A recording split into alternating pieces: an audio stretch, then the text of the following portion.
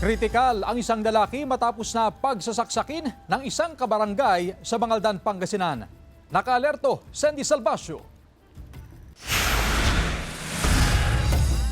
Kritikal pa rin sa pagamutan ang 31 anyos na lalaki matapos pagsasaksakin sa isang parking lot sa barangay Bari, Bangaldan, Pangasinan kagabi.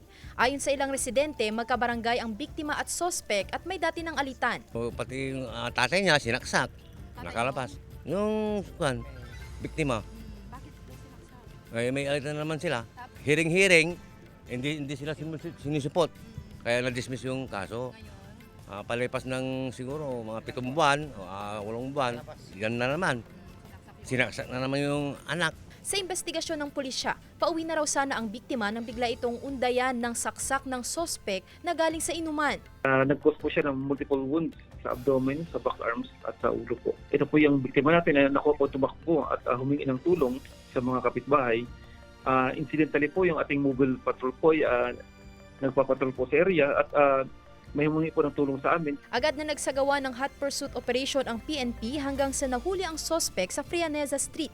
Pilit namin na inahanap itong weapon ng suspect na ginamit. Hindi po namin na-recover so far po.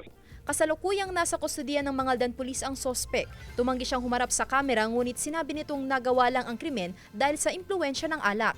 Ayon sa pulis, may mga nauna ng reklamo laban sa sospek ukol din sa insidente ng pananaksak nito. Talagang wild po siya. At wala siya po kinikilalang tao. Nung nakulong siya dito sa aming station, hindi na po umaaten yung mga kanyang nasaksak at nagkaroon po ng mga settlement. Sinusubukan namang kuna ng GMA Regional TV ang panig ng biktima at mga kaanak nito. Sandy Salvacio, One North, Central Luzon.